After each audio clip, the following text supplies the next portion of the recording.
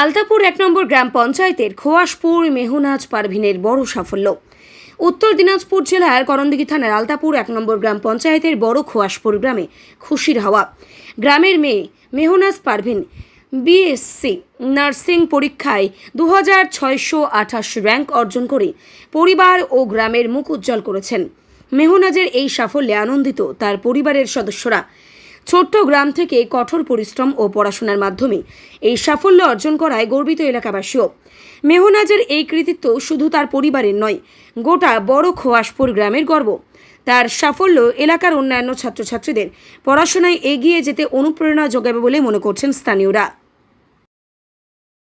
পেয়েছি Rampurhat medical college. আর আমি কালকে কাউন্সিলিংয়ে ফিজিক্যাল ডকুমেন্টস ভেরিফিকেশনে যাব। কেমন লাগছে আজকে? ভালোই লাগছে, তবে আমার ইচ্ছা ছিল আমি ডাক্তার হব, কিন্তু এটা আমার ফার্স্ট ড্রপ ছিল। তো আমি ডাক্তারে নিট এক্সাম দিয়েছিলাম, কিন্তু আমার ওটাতে হয়নি।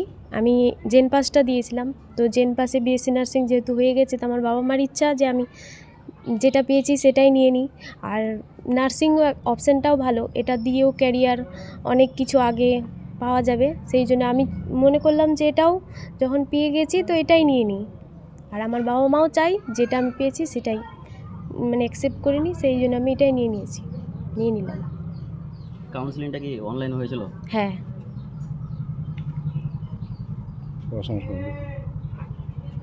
এবার তুমি এত বড় একটা সাফল্য, নেক্সট যারা এই নিয়ে পড়াশোনা করছে তারা যদি তোমার থেকে টিপস চায়, তুমি তাদের কি বলবে? আমি তো এটাই বলবো যে ওর যেটা হওয়ার ইচ্ছা, আগে যদি ও চাই যে আমি ডাক্তার হব, যেটা নিজের হওয়ার ইচ্ছা সেটাই হবার, কিন্তু কোনো দিনও চাপে কোনো কিছু না নেওয়া উচিত। যদি বলে বাবা মা হ্যাঁ তোমাকে ইঞ্জিনিয়ারিংয়ে নিতে হবে, সেরকম কোনো কথা না। আগে নিজেকে জিজ্ঞেস করতে হবে যে নিজে আমি কোনটা নিতে চাই, আমার কোনটা সব থেকে ভালো অপশান, সেই অপশানটাকেই চুজ করা উচিত। কিন্তু আমার যে অপশানটা আমি চুজ করেছি সেটা আমার ইচ্ছা ছিল, কিন্তু আমার বাবা মারও ইচ্ছা ছিল, তাই বলে আমি এটা নিলাম। কিন্তু এটা বলবো যারা পরবর্তী জেনারেশনে এই এক্সামটাতে বসতে চাই, কিন্তু চাপে নিও না। যদি তোমার ইচ্ছা হয় হ্যাঁ আমি এটা চাই, তাহলে নেওয়া ঠিকই আছে। পড়াশোনা করছিলে, এমন কোনোদিন মনে হয়েছিল যে না আমি সফল হতে পারবো না? না, এরকম মনে হয়নি। আমার সবসময় মনে হয়েছিল আমি কিছু একটা পাবো। আর বাবা মার সাপোর্ট ছিল যে ওরা সবসময় বলতো কিছু একটা আমি পাবো।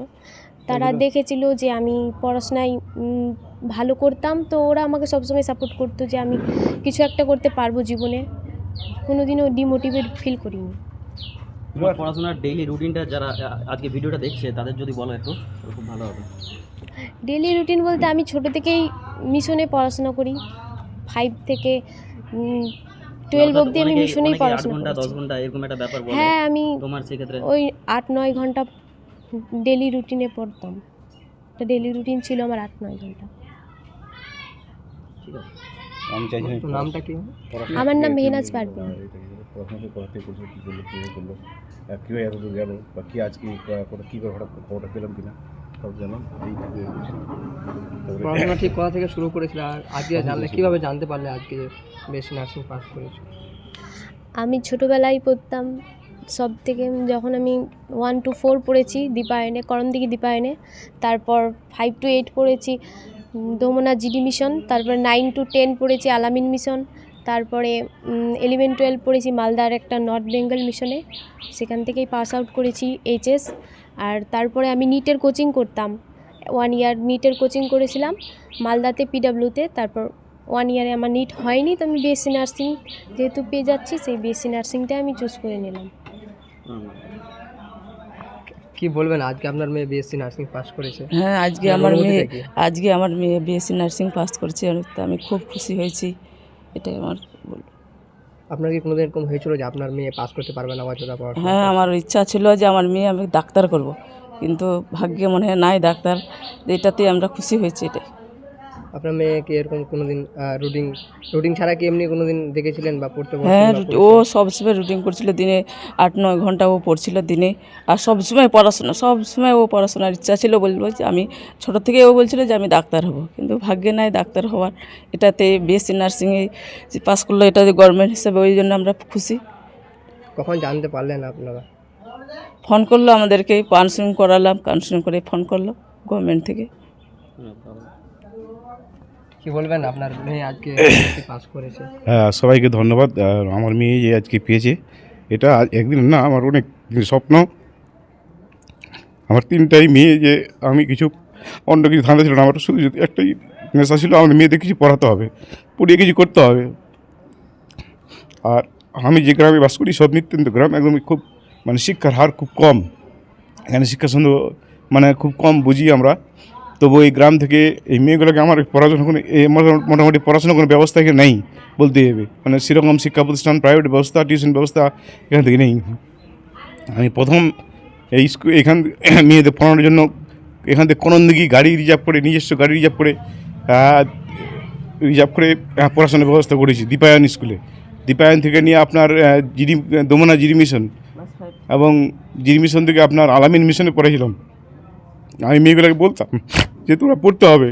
তো এই মেয়েটার স্বপ্ন ছিল আমি কিছু করব, আমি ডাক্তার হব, কিন্তু আবার ইচ্ছা থাকলেও উপায় হয়নি। আমি একজন সামান্য ফ্যাক্টরি যে কাজ করি, অল্প বেতনে কাজ করি। আমি ধরেন যে এই আপাতত সাফল্য 3টে মেয়েকে পড়াতে হয়। 3টে মেয়ের মধ্যে এই মেয়েটা খুব আমার জেদি ছিল যে আমি পড়াশোনা করবোই, আমাকে কিছু লাইফে কিছু করতেই হবে।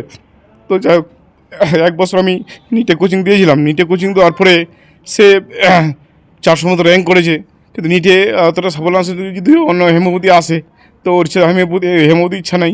বলছিলাম যে তাহলে তুমি বিএসসি নার্সিং নিয়ে করো। তো আজকে দীর্ঘ 12 বছরের উপর লড়াই, দীর্ঘ 12 বছর লড়াই, বাইরেই থাকে, মেয়ে বাড়িতে নেই। বাইরে দীর্ঘ 12 বছর লড়াই থেকে মিশনে এবং আলামিন মিশনে এবং মালদায় নিট করা, মানে বাড়িতে থাকতে পারে না, বাড়ির গ্রামগঞ্জে কোনো খবর বলতে পারবো না। এতদিন 12 বছরের নিটে আজকে সাফল্য, হঠাৎ করে খবর পেলাম যে হ্যাঁ আমি আমার মেয়েটা তোমার বিএসসি নার্সিংয়ে পেয়েছে। তারপর আজকে কাউন্সিলিং করে আজকে রেজাল্ট পেলাম যে হ্যাঁ আমরা 5টা চয়েস দিয়েছিলাম, কলকাতা এবং এনআরএস। আমাদের আজকে যেটা দিয়েছে রামপুরহাটে আমাদের এই কলেজ চয়েস দিয়েছে। কালকে আমাদের পেপারস ভেরিফিকেশন আছে, কালকে আমাদের যেতে হবে। আজকে আপনারা সবাই আমার গ্রামবাসী আছে, আমাদের এই গ্রাম থেকে আমার মেয়েটা পেয়েছেন, মানে আমার মেয়ে না, সবারই মেয়ে। এই গ্রাম থেকে একটা মেয়ে পেলো, এটা সবারই একটা সামনে সৌভাগ্যের ব্যাপার। আমার মেয়ে দেখা থেকে হয়তো আরও 4-5টা মেয়ে বা গ্রামের ছেলে মেয়েগুলো পড়াশোনা করতে পারবে, এইটুকুই আমি মানে খুব আনন্দিত আর কি। এবং আমি চাইছিলাম আমার যে মেয়েগুলোকে যে তোমার পড়তে হবে, কিছু একটা করতে হবে, এবং আমার মেয়েগুলোও চাইছিল যে আমি জীবনে আমি কিছু করবোই। তো আমার যে বড় মেয়ে, সেটা ওটাও বিএসসি নার্সিং করে, আর এটাও গভর্নমেন্ট থেকে বিএসসি নার্সিং আজকে চান্স পেয়েছে। আমরা মা বাবা খুশি।